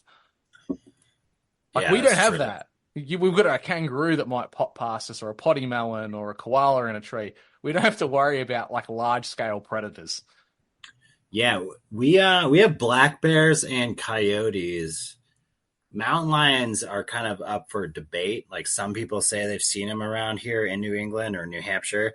Other people say they don't exist, and they've been extinct for years. But I don't know. It's kind of a weird like debate. I would 100% think that they could be out here because we have a lot of woods where a lot of people don't go at all, in like mountains and stuff where I'm sure there's places that no one even touches. So I think it could be possible, but I don't know. It's kind of like a weird war. As humans, we think we are masters of all we survey, but we haven't really surveyed anything. A lot of the maps we have today are from aerial shots, and there's even First Nations peoples in a lot of countries that haven't been into that country. So it really does make you wonder what's hiding in there amongst all the trees and the woods. Sasquatch. Or Yowie. It's Yowie down here. But do you have the Yowie? We've got the Yowie. You've been out bush quite a bit, or out in the forest in your part of the world. Do you have any Sasquatch stories or anything that made you think you were in close proximity to one? No, I have not. And I mean, the Sasquatch I go back and forth on, because like I know Ron and Sean and they know people that 100% believe in him, and I don't believe in him. I'm kind of like, it could be, could not be. I don't know. I don't have any stories about Sasquatch. I've had encounters with black bear and coyotes. I've been pretty far out, but then again, like I said before, when you're hiking out in the middle of the woods, oftentimes you're on trails, right? There's a lot of cut trails. So there's like mass quantities of land that you're not really going on, or you're going in between or around. You know what I mean? So it's like, you don't know like what could be out there. You don't know. And there's the whole, you know, theory that, or idea that Roosevelt created national parks just to harbor Sasquatch land, or, you know, territories or whatever. I have had a lot of weird paranormal ghost stuff happen. I don't know if you want to get into that, but yeah, let's do that. So your brother is synonymous within the ghost hunting community in the States, correct? He's got his own ghost hunting crew. So yeah. Would all of this stem from your like early life experiences as a family? Is that what kind of got your brother into it? And what were your experiences? You know, my brother, I don't actually know. Like, I mean, I would assume that's why he got into it, just from like some earlier stuff, but I don't know. I mean, he goes to some crazy like places, like old insane asylums or prisons for the clinically insane, and I think like churches or mansions where people have been murdered and stuff like that. And he has all sorts of equipment. He actually had a clip of like a shadow figure that he had caught on this show on Discovery Plus called Fright Club, where they featured a clip and did a little interview. So that was cool for him. And, but yeah, you know, I've just had like from a young age, I've had weird stuff happening to me, and I've had weird stuff happen in the house I live in now. This is an old house. It was built in like I think it was like 1917 or 1907. I forget which one, but it's over 100 years old. So it's got that old energy to it. And, you know, I've had stuff where like my keys have just like jumped off the table, or, you know, I've seen cookbooks just like flying off the shelf, and then like, you know, I'll go and check it out, and it's like not where it's like if something had just fallen. Do you know what I mean? It would just be like maybe a foot or 2 or 3 like from where it fell, but these were like way out in the middle of the kitchen, or like my keys were way out, you know, from where they were sitting on the table, and not like they just fell. I had something in here where I came home and I heard someone say "hey" to me when I was going up the stairs, and you know, I answered. I was like, "Hey, what's up? Like, what's going on?" I thought it was someone that was in the house that lived here, and nobody. So I went around the house, couldn't find anyone. No one was there. So I was just like, okay, that was weird. You know, and a lot of this stuff I don't really like to talk about, or when it happens, I just kind of try to like forget about it. You don't want to put that energy into it or acknowledge it. Is that where you're kind of coming from? Well, yeah, because like a lot of people say that they feed that anything paranormal kind of feeds off your energy.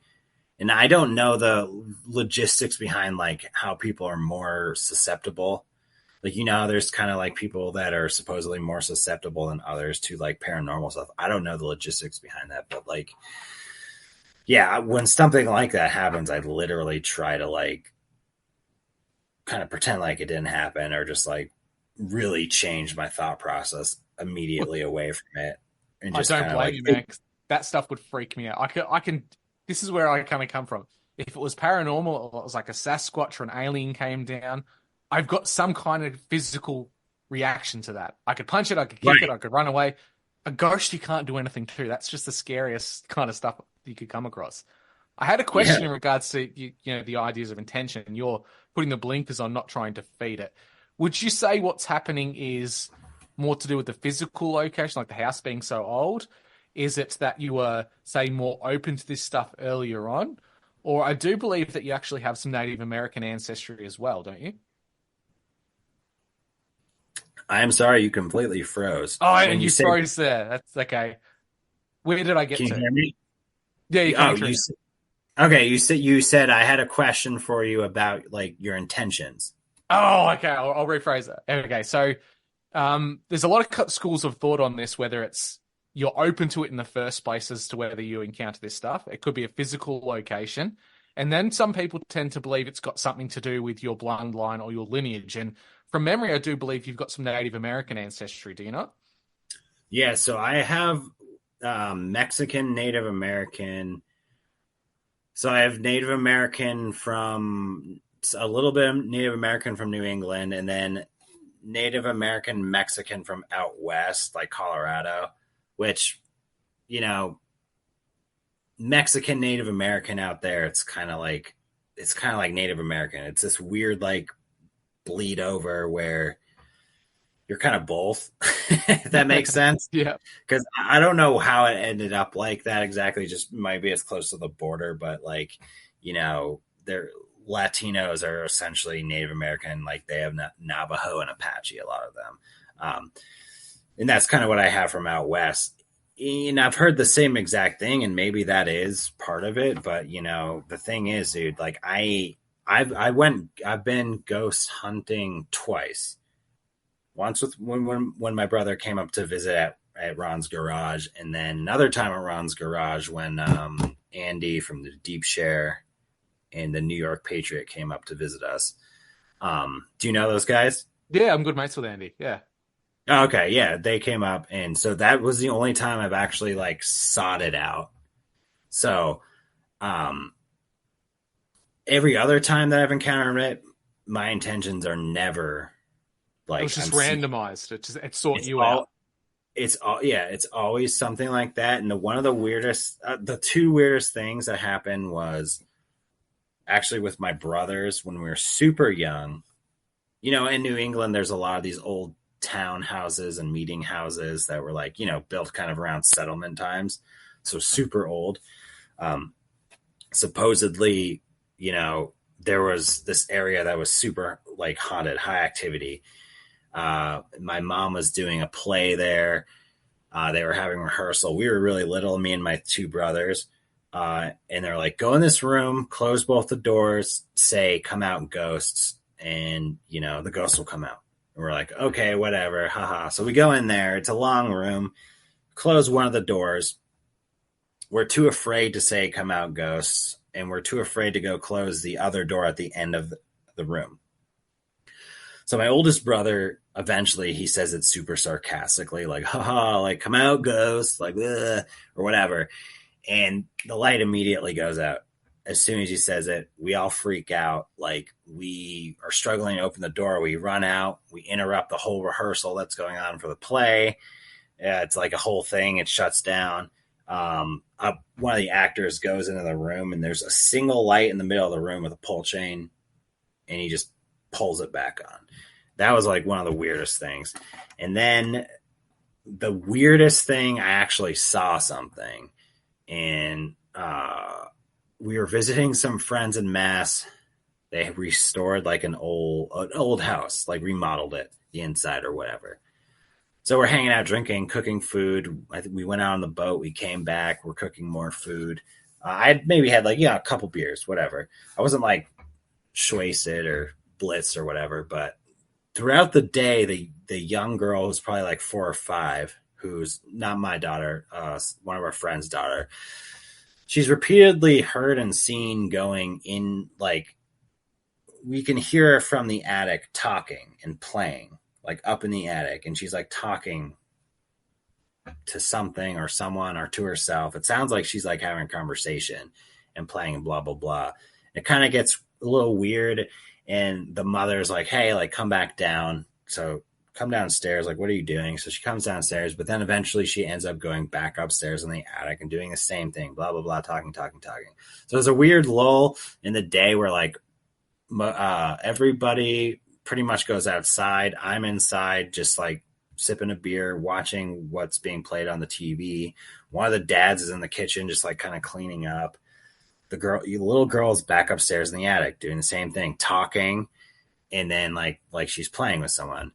And then, so I have my back to the stairs, to the upstairs, and eventually we hear footsteps. I hear footsteps, do, coming down the stairs. I turn around because I catch something come out of the corner of my eye behind me. So I turn the opposite way to where there's a couch because I saw something go on the couch, and I'm like, kind of don't really see anything. I see the girl come down the stairs and then jump on the couch.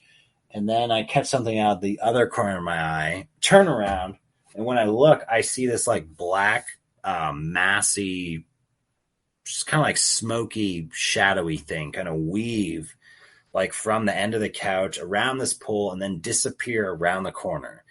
And then, yeah, real weird. And then the little girl who's jumped on the couch comes off the couch, follows the exact pattern of this weird smoky thing, like around this beam, and then around the corner and disappear. And when she gets to the corner, she stops, puts her hands on the corner, looks around. She's like looking for something. And I'm just kind of watching this. And then she starts like going around the house, opening cabinets, opening drawers, you know, just looking everywhere, to the point in which the dad was like, hey, like, what are you doing? Like, cut that out, blah, blah, blah, blah, blah, or whatever. And that was it. And I was just like, I didn't really know what to do. I wanted to be like, no, it like went that way, but like, I didn't want people to think I'm crazy.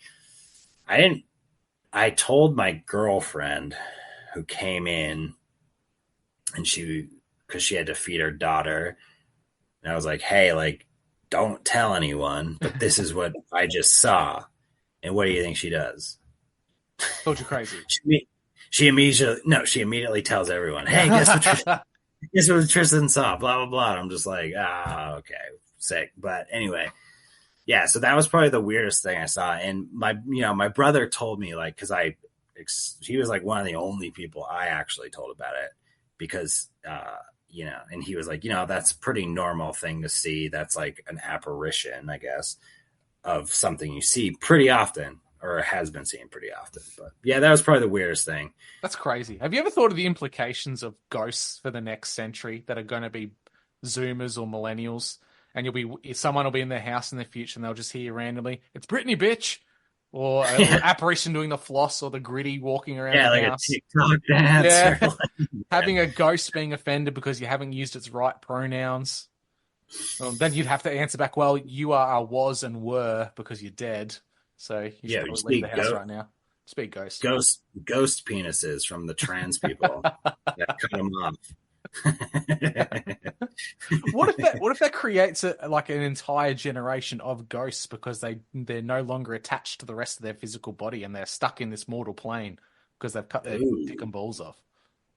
Yeah, we could be littered with ghosts in society in the future, Buckley. I don't think people realize trans ghosts. I think trans ghosts might be some of the worst ghosts. They'd have to be.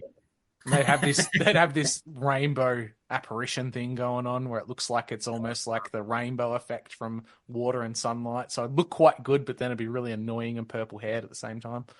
If you just had a trans ghost trapped in your house, you'd burn the house down, wouldn't you? It's terrible. It would be so bad. Oh, mate, this has been a great conversation. I'd be remiss before finishing the show off without asking you. I love asking some Americans, considering it's election season over there. Oh, what's your take in the near future? Who do you think is going to pull off the American election, and what do you think will ultimately occur from that? Oh my God, I have you probably asked me at one of the worst times because I stopped paying attention to American politics just because I'm so disinterested in like the whole electoral process. Oh, it's all a scam. It's a uniparty. But if you've got the 1,000-foot view and you're someone sitting on the sidelines not really caring, what way do you think it's going to be spun? Do you think it's going to be a Trump landslide? Do you think it could be a Biden wins and it's another election stolen type of a deal? Could there be a third person who gets thrown in the place of Biden because he's shitting his pants all the time? As an outside perspective that doesn't really care, God. If I don't think it's going to be Biden, I would lean towards more of it being Trump. But that being said, the way the media is kind of spinning him and putting him, and obviously his felony charges that are getting, he's getting right now, it's hard to say. I don't think it's going to be Biden, though. He's too old. I think he's too senile, and that, like, even if, because I think it's more of a selection process, really, posed to make it look like they were elected. But I think the establishment, the elites, would be dumb if they thought they could play Biden again. as the president, unless they really wanted to like just do two middle fingers to the U.S. population. I think popular vote and people's vote, I think Trump would get it, honestly. Just because, I mean, there's people that like that hated Trump that are now like, you know, flipping a switch and being like, oh shit. Because I think people are also realizing that, you know, Trump maybe isn't who the media played him up to be. Because I 100% think there was like a anti-Trump, you know, campaign media spin. But then again, saying all of this, in my opinion, I think all the left, right, political bullshit, president electoral process is just that. It's a bunch of bullshit. It's like, I honestly do think it's like the old smoke and mirrors saying, like, it's literally just like, you know, watching, you know, a play or a movie or some sort of like weird, you know, show. It's like we're watching West Wing, but without good writers. Right. Right. But it's like, you know, Trump went to Israel. Mm-hmm. Like he visited Israel, like all these politicians do. You know what I mean? Trump's a Jesuit. You know, I'm sure all those politicians are in some secret society or a Mason or something. So it's like, you know, I might be saying leaning towards Trump being the next president, but that doesn't really actually mean shit in my opinion, because it's just kind of like, yeah, I mean, if he does end up winning, it's probably because the establishment, the elites, the Israeli Zionists, whoever controls the Khazarian Empire, whatever it may be, black nobility, you know, that's because that's what they thought. That's what narrative they thought would work best for the current situation. You know, I don't think any president or current electoral process is going to be the answer for United States citizens moving forward to disembark away from the matrix and the elites and that kind of control. I mean, I think honestly, there's going to have to be a lot of reform for leadership selection roles because, or just, well, the whole government in general. And I don't know what that looks like. Like the current system, capitalism, Marxist socialism, whatever you want to call it, the electoral process isn't working. People are starting to realize that it needs some sort of makeover or reform.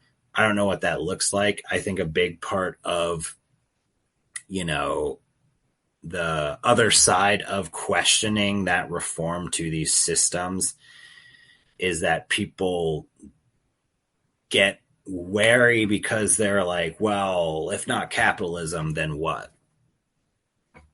I don't know. Yeah. If not the electoral process that we currently have, well, then what? Well, I don't know. Well, then that's because it's the only thing that works. Well, that's the only thing we know.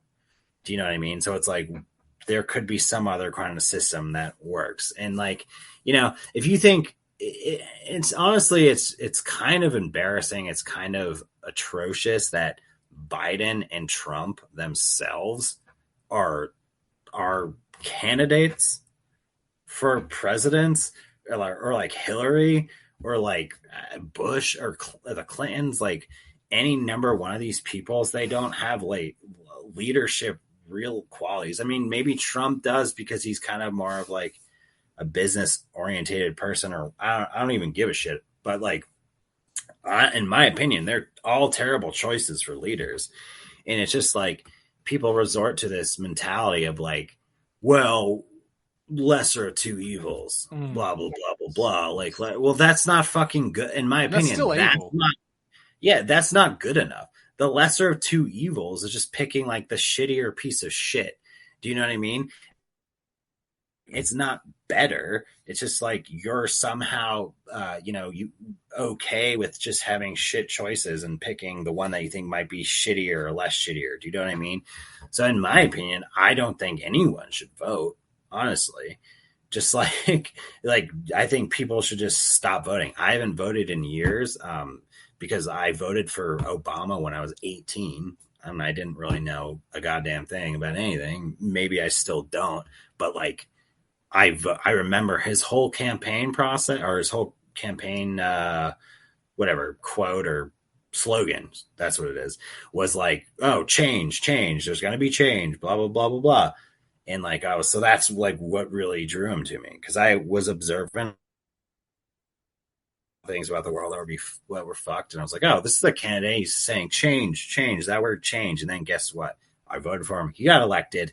Nothing fucking changed. It just got worse. And I think like, you know, that's been the scale or the slope of the presidencies. Like each presidency like kind of gets worse. I mean, you can argue that Trump did some good things for the economy and the inflation where we are now, and he had a couple of good human trafficking laws that he put in place, I believe. But like, honestly, that itself, it's like, okay, so a president can come in for 4 years, make a lot of good things, and then one president, you know, after 4 years, another president is elected, and they can undo all of that shit. Yeah. So it's like the illusion of choice that we get, like your choices are being kicked in the nuts or punched in the face. I'd rather not be assaulted. I'd just like to have a different option. And we don't get that. Even the idea, like you mentioned, the choices we're getting, they're not even trying anymore. At least in historical precedent, you looked at the likes of a JFK. On his surface, he looked like a great candidate. He was young, he was ambitious, he was striving for change. You looked at King George in comparison to royals today. King George was this strong, masculine, powerful-looking man. Now we've got King Charles, who's got sausage fingers. It's like we're getting the bottom of the barrel type of leaders at the moment, and they don't care. I tend to agree with your perspective that it doesn't matter who's going to get in. There's still a controlled op, and I think the popular vote definitely would be Trump in this situation. But I do have my concerns for Americans in this part of the game, that if Trump doesn't win and they do steal an election again, what are the people going to do who are already sold on the idea that the last election was stolen? Are they going to chimp out? What are the Q people going to do who are told that, you know, the white hats are in control and he's going to win and this is just the way it is? If he doesn't win, it's going to be terrible. But equally as horrifying is if Trump gets in and it's status quo as usual, nothing changes. Are the people who invested time and energy in this guy going to feel betrayed? And then what are they going to do in that situation? It seems like it's a tinderbox situation for a lot of Americans. A damned if you do, damned if you don't analogy at this point. Yeah, I mean, it's like you get two shitty choices, basically. And like, you know, and that's part of the divisiveness and division too. It's like they want to put you in a left or right box. And it's like, I say this a lot. It's like, why go left or go right? Like, go neither way. Like, go backwards or go away from that shit, honestly. In most scenarios, I mean, vax, anti-vax, like, I have my beliefs, but like, just like, don't go a hard line on either one. Just kind of move away from it, or like, you know, trans or non-trans, or like Israel or Palestine, Ukraine or Russia shit. Just like don't fucking align yourself too wholeheartedly with any of it. Like, yeah, you know, don't pigeonhole yourself into the lane that they present to you. Stay in your own lane and kind of stay true to yourself is really the only thing you can do in life. Right, but like as soon as you fall into the left or right or the vaccine or anti-vax, like, yeah, I get it. I think I disagree with the whole vaccine thing. Obviously, like, I didn't get vaccinated. Fuck that shit. But like, also too, it's like, I'm not gonna like go after someone who got vaccinated and be like, you, oh my god, and it's the same with politicians. And like,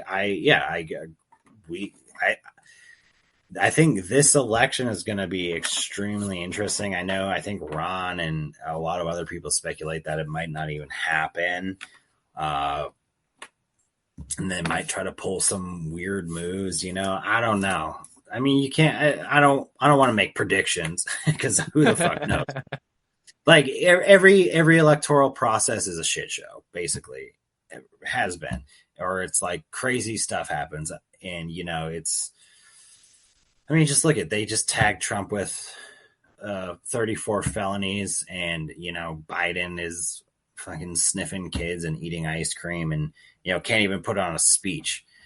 And Trump like paid money to like some chick he banged to keep her quiet, and Trump's like ripping farts on national TV, and it's just like, what is this? Like, it's a circus. Like, these aren't leaders. Like, they're fucking old, shriveled up, senile, kind of gross, orangey, men that are just their pants individuals. Right. It's kind of disgusting, honestly. And like, I don't know. But then again, it's like, we're not in this current system. We're not going to probably ever get leaders that are like adequate or have adequate leadership qualities, because it's like the system is probably going to produce the leaders that we get to choose from. And, I just think people need to start not being satisfied with the lesser of two evils, basically. And until that starts to happen and people really start to like be like, no, fuck this, then it's just going to stay the same. And that's like, goes back to the whole boomer thing. Like, you think they're going to be like, no, fuck this. No, they're going to go vote. They're going to go vote for the lesser of two evils. They're going to go, give a shit of trans rights or non-trans rights or, all that stuff. So I don't know. I think it's going to be an interesting one to watch after the fact. I think, according to the statistics from the last election, 55% of the US population voted, and it was the highest turnout ever, which for a country like Australia and a citizen like myself, where we have mandatory voting, that seems so wild that only just over 50% of the population voted. So it makes me wonder whether a whole heap of people in the past cycle of this presidency have woken up and seen through the bullshit, if that'll drop, or if it'll be higher than what it was. It's an interesting thought process that only 55% of your population voted in the last election, which was very much a Trump-driven movement at that time. Yeah, I mean, overall, I just wish people would be more critical thinkers, and just more like not like just into the system. Like, I just really wish people would start to be like, well, why are we so like involved and entertained with like dumb celebrity shit or social media or politics, or why are we so like, taking these stances on like, the whole divisional, subjects that divide everyone. I just wish people would start to realize like, oh shit, like, yeah, this is all bullshit. Like, this system is kind of bullshit. Let's pull out. Like, let's like, as people, because that's what's going to actually change it. If like enough people want to start to pull out, do you know what I mean? And then re-examine. It's almost like we're in like this psychosis of kind of like stupidity and stimulation that's like controlled by like an algorithm. Well, it looks very like, bad for democracy if the world's leading democracy and world leader, if only say 10% of the population actually voted. If the majority of the population didn't care or didn't see it as being a true democracy, it kind of destroys the system, doesn't it? Yeah, but like, who even knows? Like, even if no one voted, they could still finagle like some sort of, I don't know, propaganda or statistics or numbers that were output from a computer that, makes it. They can always game the system, Buckley. They can always lie in mass media. Yeah. It's all a bunch of horseshit. What are you gonna do? I don't know. Anyway, it was a good question. It was a long response, but thanks for having me on. Yeah, for the listeners who don't know you, which will be a very strange reason, they should know your content. Where can they find your work, Buckley? Oh, I was doing the Wicked Planet podcast, but I haven't been doing much on there lately. I've kind of been taking a hiatus break, so I haven't been on like the last couple of episodes. So, but you could catch me there on older episodes. And you can find me on Instagram at tristan.a.buckley. And if you want to reach out or have me on a podcast, you can just shoot me a message, and I don't know, I might come on. It took 3 years for me to come on here, so maybe in 3 years. Better late than never, I always say. Yeah. Thanks for Right. the conversation, mate, taking your time. And we'll Yeah. catch you all next time, everyone. Yeah, have a good Saturday, Drew. Hey, everybody, it's closing time.